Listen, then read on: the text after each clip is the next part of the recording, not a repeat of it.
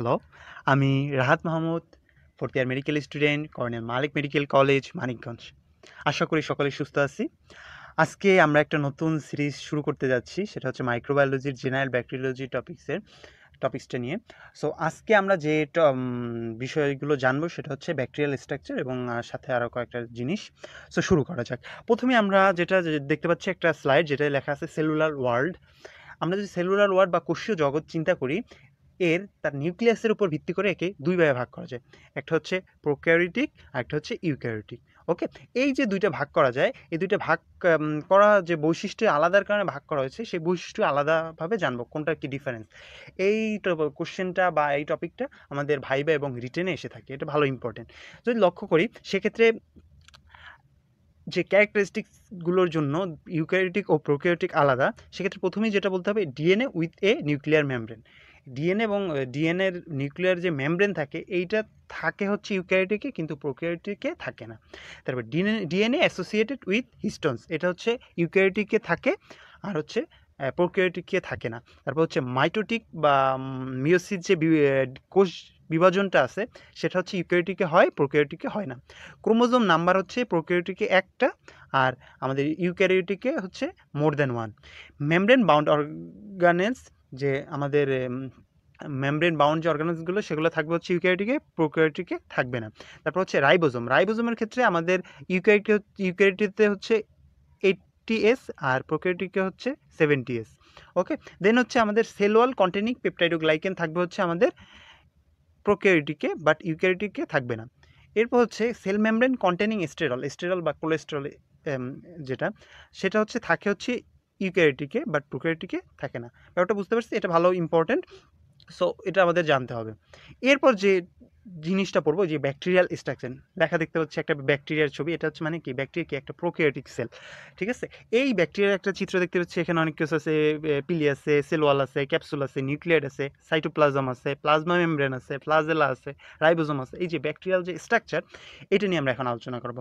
তাহলে আমরা আলোচনা শুরু করি। প্রথমেই যদি ব্যাকটেরিয়াল স্ট্রাকচারে দুইটা কম্পোনেন্টের আলাদা আলাদা করা হয়েছে, একটা হচ্ছে এসেনশিয়াল কম্পোনেন্ট আর একটা হচ্ছে নন এসেনশিয়াল। এসেনশিয়াল হচ্ছে যেটা, যে স্ট্রাকচারগুলো ছাড়া আমাদের ব্যাকটেরিয়া সার্ভাইভ বা নর্মালি ফাংশনের থাকবে না, এগুলো হচ্ছে এসেনশিয়াল কম্পোনেন্ট। আর নন এসেনশিয়াল, এগুলো ছাড়াও একটা ব্যাকটেরিয়া সার্ভাইভ করতে পারে, নর্মাল ফাংশন দেখাইতে পারে।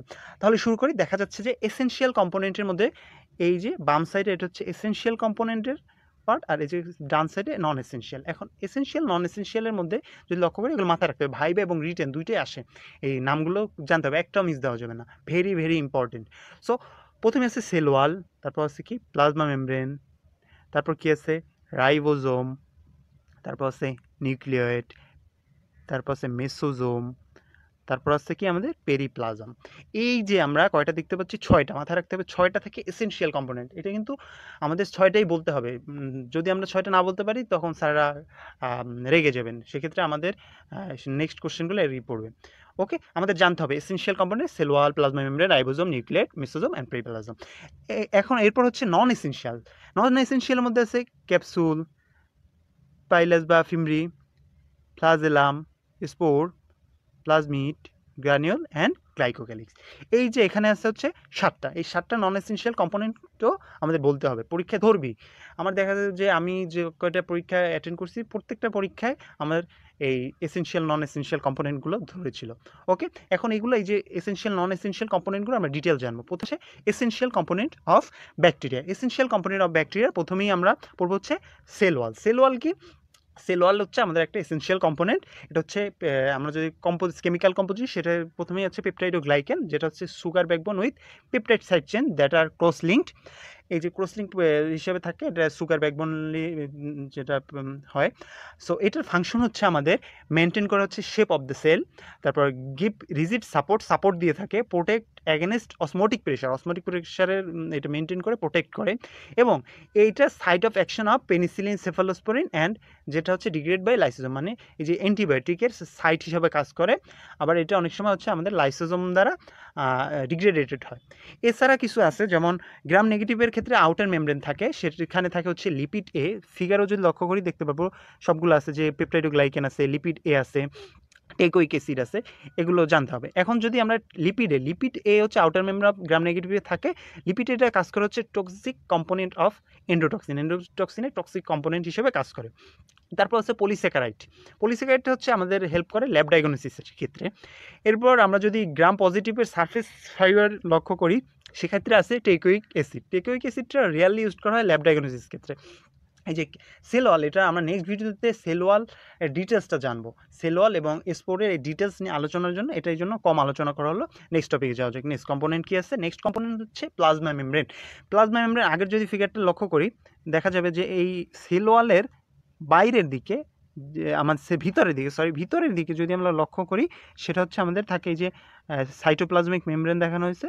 এইটাই হচ্ছে আমাদের প্লাজমা মেমব্রেন বা cytoplasmic membrane. It lies just inside the peptidoglycan layer of the cell ওয়ালের পেপটাইডোগ্লাইকান লেয়ারের ইনসাইডে থাকে। এটা হচ্ছে একটা lipoprotein bilayer without sterol, একটা লিপিড এবং প্রোটিনের সমন্বয়ে বাই লেয়ার। লক্ষ্য করি উপরে একটা লেয়ার আছে, নিচে একটা লেয়ার আছে, এই যে উপরে একটা লেয়ার, নিচে একটা, দুইটা লিপোপ্রোটিন বাই লেয়ার এটা হচ্ছে। আর এখানে কোনো স্টেরল থাকে না। আমরা সাধারণত যে সিঙ্গার নিকেলসন মডেল পড়েছিলাম, ওইটাই হচ্ছে এখানে দেওয়া আছে। বাট এটার ক্ষেত্রে আমাদের কি থাকবে না, ওই যে স্টেরল বা কোলেস্টেরলগুলো থাকবে না। এছাড়া সব জিনিসপত্র থাকে। এটার ফাংশন হচ্ছে একটা সাইট অফ অক্সিডেটিভ ফসফোরাইলেশন, যেটা আমাদের এনার্জি জেনারেশন করবে ব্যাকটেরিয়ার জন্য। আর হচ্ছে এটা সিক্রেট ট্রান্সপোর্ট এনজাইমস, এর যে ট্রান্সপোর্ট এনজাইম আছে এটা সিক্রেট করে এক্সক্রিউশন হাইড্রোলাইটিক এক্সো এনজাইম, সেটা এক্সক্রিউশন করবে। আর acts as a permeability barrier হিসেবে কাজ করবে। ওকে, বুঝলাম প্লাজমা মেমব্রেন। দেন আমরা যে টপিকটা পড়বো সেটা আমরা জানবো হচ্ছে রাইবোজোম কি? রাইবোজোম হচ্ছে আমাদের একটা এসেনশিয়াল কম্পোনেন্ট। আর সেটা ব্যাকটেরিয়া প্রোক্যারিওটিক যে সেল আছে এর ক্ষেত্রে 70S হিসেবে থাকে। এর ভিতরে থাকে আয়রন এবং প্রোটিন ম্যাটেরিয়াল।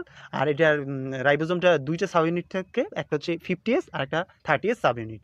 এটার ফাংশন হচ্ছে প্রোটিন সিনথেসিস করে, আর হচ্ছে আমাদের site of action of aminoglycoside, erythromycin, tetracycline and chloramphenicol, এই যে অ্যান্টিবায়োটিকের সাইট অফ অ্যাকশন হিসেবে কাজ করে। ওকে, রাইবোজোম সম্বন্ধে জানলাম। এরপর যেটা জানবো সেটা হচ্ছে নিউক্লিয়েট, খুবই ইম্পর্টেন্ট জিনিস।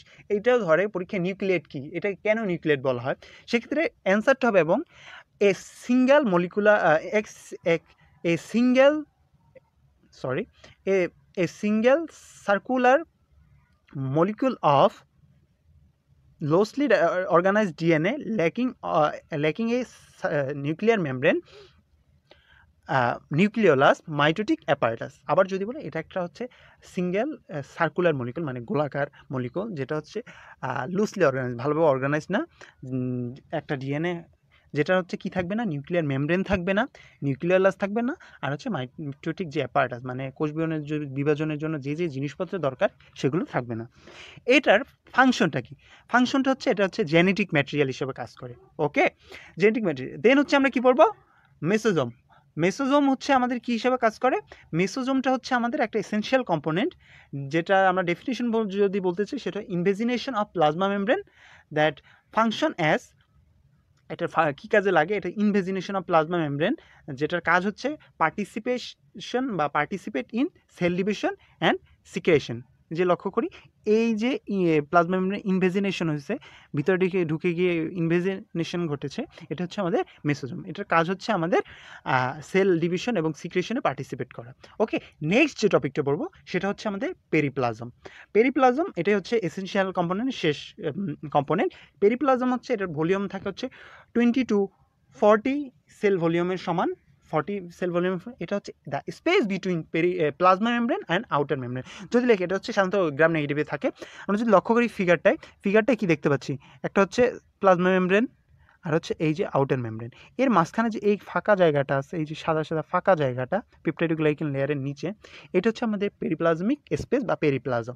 এইটার ফাংশন হচ্ছে এটা কন্টেন করে হাইড্রোলাইটিক এনজাইম, যেমন অ্যালকালিন ফসফাটিস। দেন হচ্ছে কন্টেন ডিটক্সিফাইং এনজাইমস, যেমন হচ্ছে বিটা ল্যাকটামেজ। এছাড়া আছে containing binding proteins and oligosaccharides. এটা হচ্ছে বাইন্ডিং প্রোটিন এবং অলিগোস্যাকারাইড আমাদের কি করে, কন্টেন করে। ওকে, আমরা এসেনশিয়াল কম্পোনেন্টগুলো জানলাম। আবার যদি বলি এসেনশিয়াল কম্পোনেন্ট হচ্ছে 6টা। একটা হচ্ছে sell wall, plasma membrane, ribosome, nucleate, যেটা হচ্ছে আমাদের প্রোক্যারিওটিকের স্পেশাল ফিচার, এটা ধরবে কিন্তু এটা ইম্পর্টেন্ট। এরপর হচ্ছে মেসোজোম, তারপর আর শেষেরটা হচ্ছে পেরিপ্লাজম। ওকে, দেন আমরা এখন কী পড়বো, এখন non essential component of the bacteria জানবো। নন এসেনশিয়ালের প্রথমেই যেটা পড়বো সেটা হচ্ছে ক্যাপসুল। ক্যাপসুল কি, একটা gelatinous layer outer the cell wall থাকে, মানে সেল ওয়ালের বাইরে যদি চিত্রটা দেখি, এই যে সেল ওয়াল, এই সেল ওয়ালের বাইরে যে একটা লেয়ার, এটা হচ্ছে জেলাটিনিয়াস লেয়ার, এটা হচ্ছে আমাদের কি ক্যাপসুল। এটা সাধারণত পলিস্যাকারাইড মেড হয়ে থাকে, এক্সেপ্ট হচ্ছে অ্যানথ্রাক্স বেসিলাস, এটা পলিপেপটাইড হিসেবে পাওয়া যায়। এক্ষেত্রে আমাদের এটার ফাংশনগুলো কী কী, সেটা ফাংশন যদি আমরা চিন্তা করি, একটা হচ্ছে ব্যাকটেরিয়ার জন্য কিছু উপকারী ফাংশন, আর হচ্ছে আমাদের জন্য যে ফাংশন, ব্যাকটেরিয়ার জন্য এটা ভিরুলেন্স ফ্যাক্টর হিসেবে কাজ করে, যেটা দিয়ে আমরা প্যাথোজেনিক খাই। এরপর হচ্ছে অ্যান্টিফ্যাগোসাইটিক হিসেবে কাজ করে ব্যাকটেরিয়ার, আর এটা হচ্ছে helps in adherence to human tissue, মানে ব্যাকটেরিয়া মানুষের হিউম্যান টিস্যুতে অ্যাডহিয়ারেন্সে হেল্প করে। আর হিউম্যানে কী কী ফাংশন আছে, এটা আইডেন্টিফিকেশন অফ অর্গানিজম আইডেন্টিফাই কাজ করে, আর হচ্ছে ভ্যাকসিন প্রোডাকশনেও এটা হেল্প করে। ওকে, আমরা যদি দেখি যে কোন কোন আমাদের ব্যাকটেরিয়া এই পলিস্যাকারাইড ক্যাপসুল আর পলিপেপটাইড। পলিপেপটাইড তো বললাম ব্যাসিলাস অ্যানথ্রাসিসে থাকে, আর হচ্ছে পলিস্যাকারাইড ক্যাপসুল আমরা পাই হচ্ছে নেসেরিয়া মেনিনজাইটিস, তারপর হচ্ছে streptococci pneumoniae, Haemophilus influenzae, Klebsiella pneumoniae, এই টাইপের এই ক্ষেত্রে আমরা ক্যাপসুল পেয়ে থাকি। ওকে, নেক্সট যে টপিক্সটা পড়বো সেটা হচ্ছে আমাদের পিলি বা ফিমরি।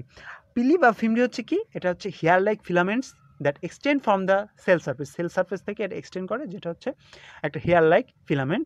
এটা হচ্ছে আমাদের ফ্লাজেলা জানবো, ফ্লাজেলার চেয়ে ছোটো, আর এটার স্ট্রাকচারাল প্রোটিন হচ্ছে পিলিন বলা হয় স্ট্রাকচারাল প্রোটিনকে। এটা মেনলি পাওয়া যায় গ্রাম নেগেটিভ ব্যাকটেরিয়ার ক্ষেত্রে। টু টাইপের হচ্ছে পিলি বা ফিমরি আছে, সেটা হচ্ছে অর্ডিনারি আর একটা সেক্স পিলি।